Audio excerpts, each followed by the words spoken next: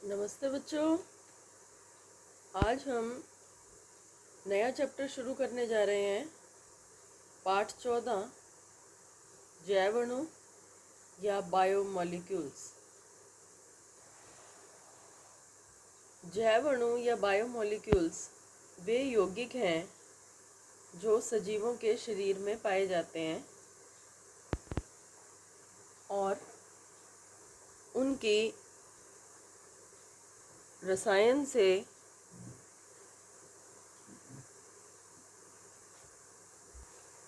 या हम कहें कि रसायन की सहायता से उनका अध्ययन किया जाता है। तो यहाँ पर आपके शुरू वाले पैराग्राफ में यही बात बताई गई है कि सजीवों का शरीर जैव अणुओं से जटिल कार्बनिक यौगिक होते हैं, ये कार्बन के यौगिक होते हैं, उनसे बना हुआ होता है। कोशिकाओं का प्रमुख भाग भी इन्हीं यौगिकों से बना होता है और ऊर्जा जो मिलती है शरीर को वो इन्हीं यौगिकों की विभिन्न क्रियाओं से मिलती है। जो बायोमोलिक्यूल्स होते हैं ये 25 से अधिक तत्वों के बने हुए होते हैं और उसमें जो मुख्य तत्व हैं वो आपको ध्यान रखने हैं। कार्बन, हाइड्रोजन, ये दो तो हैं ही, सबसे मुख्य होते हैं। या आप कहिए कि आवश्यक संगठक होते हैं, ये तो होंगे ही होंगे। उसके अलावा नाइट्रोजन, ऑक्सीजन, फास्फोरस और सल्फर ये भी इसमें पाए जाते हैं। बायोमोलिक्यूल के सबसे अच्छे एग्जाम्पल हैं कार्बोहाइड्रेट, प्रोटीन। आपने जो पोषक तत्वों में पढ़े हैं, पोषक तत्व, वो सभी इसमें आएंगे। कार्बोहाइड्रेट, प्रोटीन, विटामिन, न्यूक्लिक अम्ल, एंजाइम, लिपिड, हार्मोन, लिपिड मतलब वसा, ये सभी जैव अणु या बायोमोलिक्यूल्स होते हैं।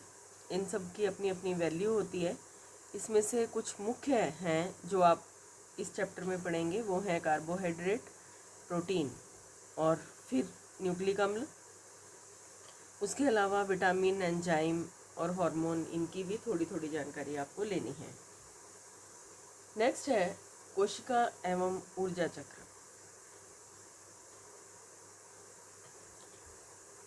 कोशिका शरीर की सजीवों के शरीर की मुख्य क्रियात्मक और संरचनात्मक इकाई है। रॉबर्ट हुक ने 1665 में इसकी खोज की थी और शरीर की विभिन्न प्रकार की जो क्रियाएं हैं वो इन कोशिकाओं में ही संपन्न होती है और यहीं पर ऊर्जा का निर्माण भी होता है।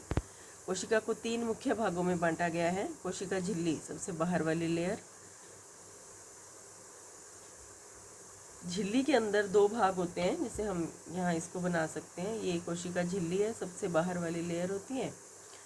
इसके अंदर के पदार्थ को 2 भागों में बांट सकते हैं, एक तो केंद्रक और उसके बाहर पाया जाने वाला कोशिका द्रव्य। अब इनके बारे में थोड़ा थोड़ा पढ़ना है। सबसे पहले देखिए कोशिका झिल्ली। कोशिका के चारों तरफ पाई जाती है। यह प्रोटीन और कार्बोहाइड्रेट, प्रोटीन और वसा की बनी हुई होती है। दोहरी झिल्ली होती है। ये चयनात्मक पारगम्य झिल्ली है, मतलब कि विशेष पदार्थों को चयन करके ही कोशिका के अंदर आने देगी या बाहर जाने देगी, इसलिए इसको चयनात्मक पारगम्य झिल्ली भी कहा जाता है। फिर है कोशिका द्रव्य।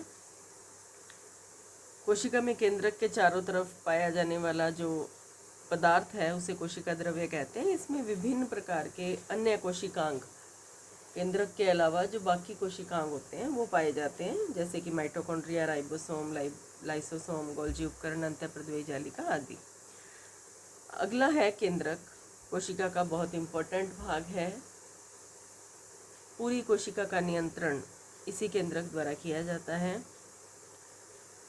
इसलिए इसको कोशिका का नियंत्रण केंद्र भी कहा जाता है। प्रत्येक कोशिका में केंद्रक तो पाया ही जाता है, लेकिन एक एक्सेप्शन है, अपवाद है कि स्तनधारियों की लाल रक्त कणिकाओं में केंद्रक नहीं पाया जाता और उसके बावजूद वे जीवित कोशिकाएं हैं। तो स्तनधारियों की लाल रक्त कणिकाओं में केंद्रक नहीं पाया जाता, ये आपको ध्यान रखना है। केंद्रक की खोज रॉबर्ट ब्राउन ने 1831 में की थी। कोशिका की खोज हुई थी 1665 में। केंद्रक की खोज हुई 1831 में लगभग 166 वर्ष बाद हुआ ऐसा। तो अब आप समझ सकते हैं कि वैज्ञानिक खोजों को करने में कितना अधिक समय लगता है। कोशिका एवं ऊर्जा चक्र। सजीवों की वृद्धि, टूट फूट की मरम्मत और उनके जीवन के लिए ऊर्जा जरूरी होती है। ऊर्जा इन्हीं जैव अणुओं की विभिन्न अभिक्रियाओं से मिलती है और ऊर्जा देने के लिए शरीर में बहुत सी क्रियाएं शरीर के अंदर चलती रहती हैं।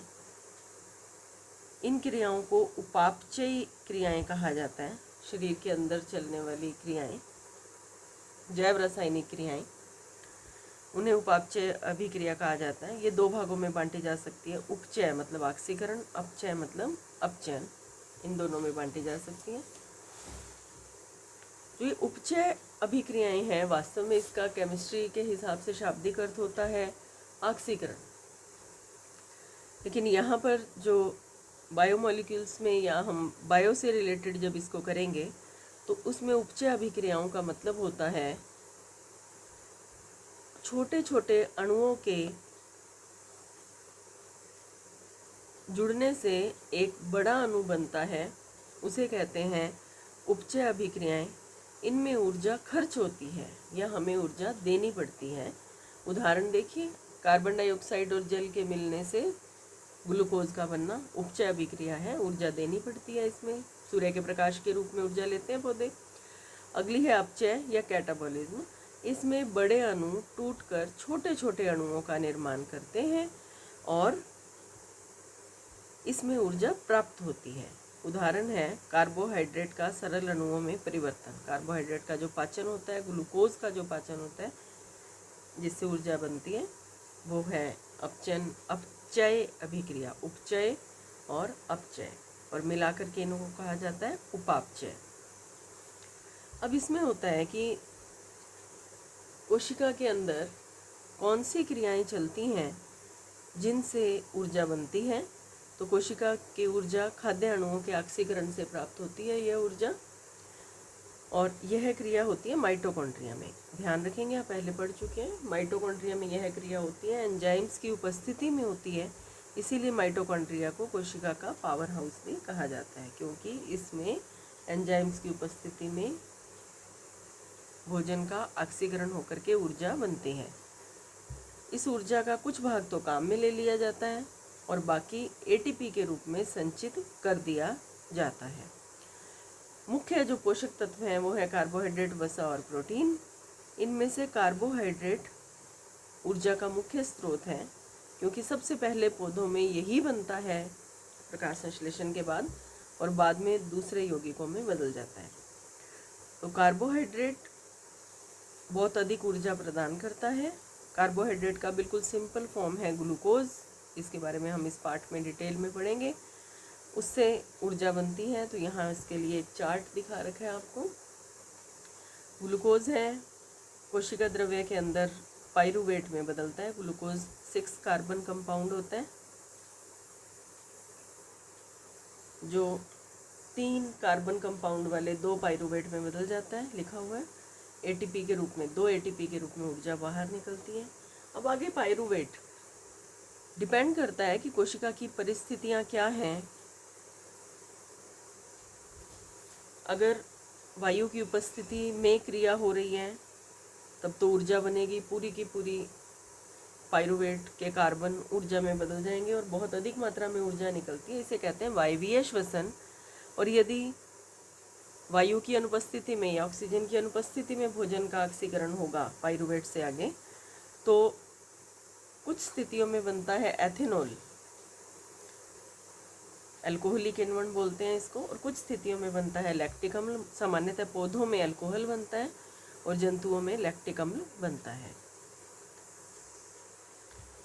इस पूरी प्रक्रिया के दौरान जो ऊर्जा निकलती है वह ऊर्जा का कुछ भाग तो साथ के साथ काम में ले लिया जाता है शरीर द्वारा, जबकि बाकी का बचा हुआ भाग एटीपी के रूप में संचित कर लिया जाता है भविष्य में आवश्यकता के लिए, ज़रूरत के लिए।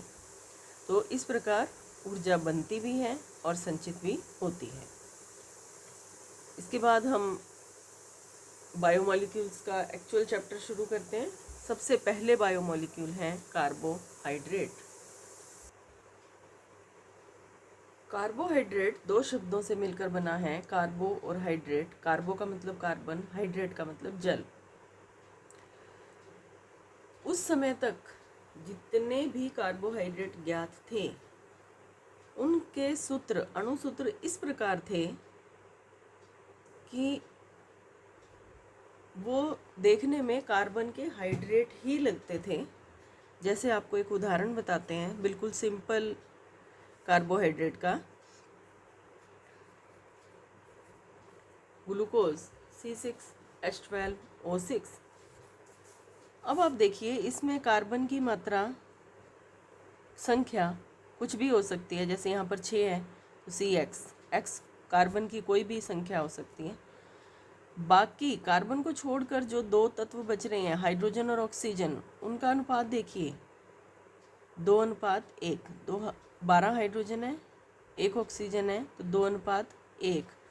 तो हम ऐसा लिख सकते हैं इसको, कार्बन के कितने भी तत्व हों लेकिन वो हाइड्रोजन और ऑक्सीजन जल के रूप में उपस्थित रहेंगे। तो इसको अगर हमें लिखना हो तो क्या लिखेंगे, C6H2O6। ये ग्लूकोज के लिए हाइड्रेट फार्मूला बन गया। तो उस समय तक ज्ञात कार्बोहाइड्रेट्स के जो सूत्र थे, अणुसूत्र थे, उनसे एक निष्कर्ष निकाला वैज्ञानिकों ने कि जितने भी कार्बोहाइड्रेट हैं वो कार्बन के हाइड्रेट हैं। कार्बन के हाइड्रेट, ये कार्बोहाइड्रेट की सबसे पुरानी परिभाषा है, कार्बन के हाइड्रेट। CXH2OY सामान्य सूत्र हो गया इसका। लेकिन यहाँ पर कुछ गड़बड़ भी हुई, कुछ दिक्कत भी आई। जैसे कुछ यौगिक थे, यहाँ पर देखिए, फार्मल्डिहाइड जिसका सूत्र था CH2O। वास्तव में फार्मल्डिहाइड का सूत्र ये होता है HCHO, लेकिन हम उसको मूलानुपाती सूत्र के रूप में CH2O लिख सकते हैं। CH2O एक कार्बन है और एक जल है। ऐसे ही एसिटिक अम्ल CH3COOH होता है, एसिटिक अम्ल CH3COOH, एथेनोइक अम्ल भी बोलते थे हम इसे। अब इसमें कार्बन है 2 C2, हाइड्रोजन है 4 H4O2। मतलब ये हो गया 2 कार्बन और जल के 2 अणु। लेकिन ये कार्बोहाइड्रेट का जनरल फॉर्मूला तो फॉलो करते हैं CXH2OY वाला, लेकिन कार्बोहाइड्रेट के गुण नहीं दर्शाते, कार्बोहाइड्रेट की कोई भी अभिक्रिया नहीं दर्शाते। इसका मतलब ये हुआ कि जो परिभाषा दी गई थी उस परिभाषा के अंतर्गत आने वाले कुछ ऐसे भी यौगिक हैं जो कार्बोहाइड्रेट नहीं है, और उल्टा भी हुआ। एक कार्बोहाइड्रेट है रेग्नोस, उसका जनरल फार्मूला है, उसका अणुसूत्र है C6H12O5। ये उसका अणुसूत्र है C6H12O5। तो इसमें कार्बन 6 हैं लेकिन जल पूरे नहीं हो रहे। यहाँ पर 6 ऑक्सीजन होते तो 6 जल हो जाते, या फिर 5 ऑक्सीजन है तो 10 हाइड्रोजन होना चाहिए था, लेकिन ऐसा नहीं होता। तो यहाँ पर हम ये समझ लें इस बात को कि शुरू में कार्बोहाइड्रेट का सामान्य सूत्र बताया गया था CXH2O, लेकिन कुछ ऐसे भी यौगिक थे जो इस सूत्र के अनुसार हैं लेकिन कार्बोहाइड्रेट नहीं है, जैसे फार्मल्डिहाइड और एसिटिक एसिड। और कुछ ऐसे यौगिक हैं जो वास्तव में खुद कार्बोहाइड्रेट हैं लेकिन इस फॉर्मूले की अनुपालना नहीं करते। इसलिए यह परिभाषा छोड़ दी गई, फेल हो गई। उसके बाद जब विभिन्न कार्बोहाइड्रेट्स का अच्छे से अध्ययन किया गया, तब उसके बाद कार्बोहाइड्रेट की नई परिभाषा निकाली गई, प्रकाशिक सक्रिय यौगिक। प्रकाशिक सक्रिय यौगिक का मतलब होता है यह स्वयं के ऊपर पड़ने वाले प्रकाश की दिशा को घुमा देते हैं, जो या तो स्वयं पॉलीहाइड्रोक्सी कार्बोनिल यौगिक हैं। कार्बोनिल यौगिक का मतलब जिनमें या तो कीटोन होगी या एल्डिहाइड होंगे, उनको कहते हैं कार्बोनिल यौगिक। देखिए लिखा हुआ है एल्डिहाइड या कीटोन। या तो स्वयं पॉलीहाइड्रोक्सी कार्बोनिल यौगिक हैं या जल अपघटित होकर पॉलीहाइड्रोक्सी कार्बोनिल यौगिक बनाते हैं, उन्हें कहा जाता है कार्बोहाइड्रेट। तो कार्बोहाइड्रेट की परिभाषा में फिर से देखिए, नंबर 1 प्रकाशीय सक्रिय यौगिक, नंबर 2 जो या तो स्वयं पॉलीहाइड्रोक्सी कार्बोनिल यौगिक हैं, ऐसे एल्डिहाइड कीटोन हैं जिनमें बहुत सारे OH ग्रुप लगे हैं, या फिर जल अपघटन के बाद पॉलीहाइड्रोक्सी कार्बोनिल यौगिक दे देते हैं। आगे है कार्बोहाइड्रेट के कार्य। मुख्य कार्य शरीर को ऊर्जा देना। एक्सेस जो कार्बोहाइड्रेट है वो संचित हो जाता है पौधों में स्टार्च के रूप में और जीवों में ग्लाइकोजन के रूप में।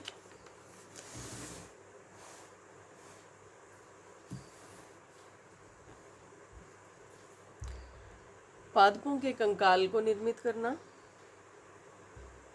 कार्बोहाइड्रेट कोशिका भित्ति का निर्माण भी करते हैं, झिल्ली नहीं आएगा, भित्ति का निर्माण भी करते हैं जो सेलुलोज की बनी हुई होती है। सेलुलोज भी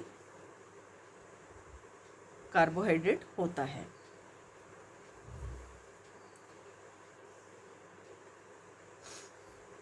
अब आगे आ रहा है कार्बोहाइड्रेट का वर्गीकरण।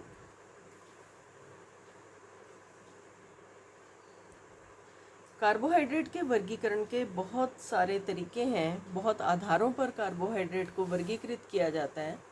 हम ये नीचे वाला चार्ट ले रहे हैं जिसमें वर्गीकरण के कई प्रकार, कई आधार पर वर्गीकरण दिखाया गया है। कार्बोहाइड्रेट का सबसे पहला वर्गीकरण होता है आणविक आधार पर, अणुओं की संख्या के आधार पर।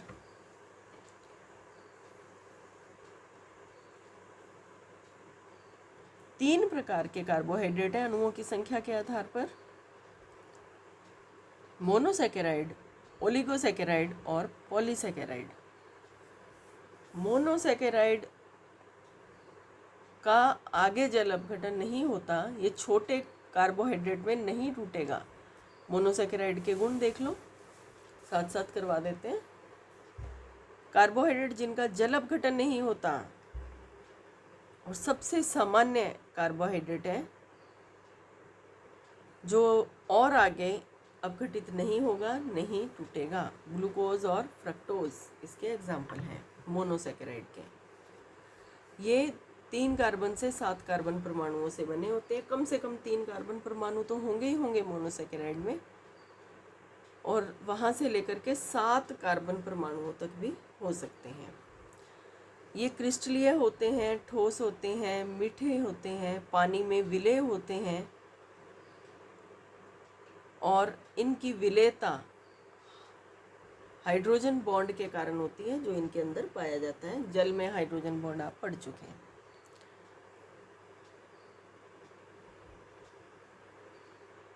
प्रकृति में लगभग 20 प्रकार के मोनोसैकेराइड पाए जाते हैं। 20 तरह के मोनोसैकेराइड होते हैं।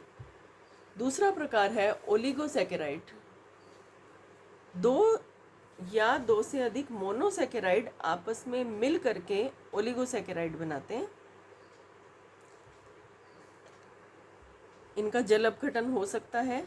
जल अपघटन होने पर जिन मोनोसैकेराइड से मिलकर के ये बने वही दोबारा प्राप्त हो जाएंगे। ओलिगोसैकेराइड में 2 या 2 से अधिक मोनोसैकेराइड इकाइयाँ होती हैं। मतलब ओलिगोसैकेराइड्स का जब जल अपघटन किया जाता है तो 2 या 2 से अधिक मोनोसैकेराइड प्राप्त होते हैं। सामान्य गुण: ओलिगोसैकेराइड में मोनोसैकेराइड इकाइयाँ ग्लाइकोसिडिक बॉन्ड द्वारा जुड़ी रहती हैं। ग्लाइकोसिडिक बॉन्ड, ये भी दोबारा पढ़ेंगे, द्वारा जुड़ी रहती हैं। ये सब मोनोसैकेराइड इकाइयाँ एक जैसी भी हो सकती हैं और अलग अलग भी हो सकती हैं। ओलिगोसैकेराइड का वर्गीकरण इनके जल अपघटन से प्राप्त मोनोसैकेराइड के इकाइयों की संख्या के आधार पर किया जाता है, कितने मोनोसैकेराइड से मिलकर बने। यदि कोई ओलिगोसैकेराइड 2 मोनोसैकेराइड से बना है तो डाइसैकेराइड, 3 से बना है तो ट्राइसैकेराइड और 4 से बना है तो टेट्रासैकेराइड कहलाता है। नेक्स्ट है पॉलीसैकेराइड। जब 10 तो हमने 3 से 7 तक तो यहीं कर लिए थे। वे कार्बोहाइड्रेट जिनका जल अपघटन 10 से अधिक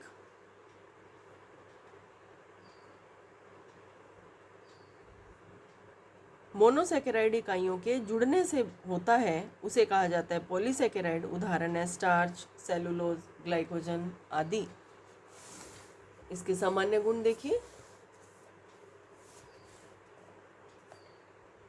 ये मोनोसैकेराइड के बहुलक होते हैं। इनका सामान्य सूत्र ये होता है, देखो एक जल आपको कम नज़र आ रहा है ग्लूकोज से। ग्लूकोज ये था C6H12O6, एक जल कम हो गया C6H10O5। n टाइम्स रिपीट होता है, ये कितनी भी बार रिपीट हो सकता है। तो ये मोनोसैकेराइड के बहुलक हैं। स्वादहीन और जल में अविलेय होते हैं। ये मीठे नहीं होते इसलिए इन्हें अशर्करा भी कहते हैं।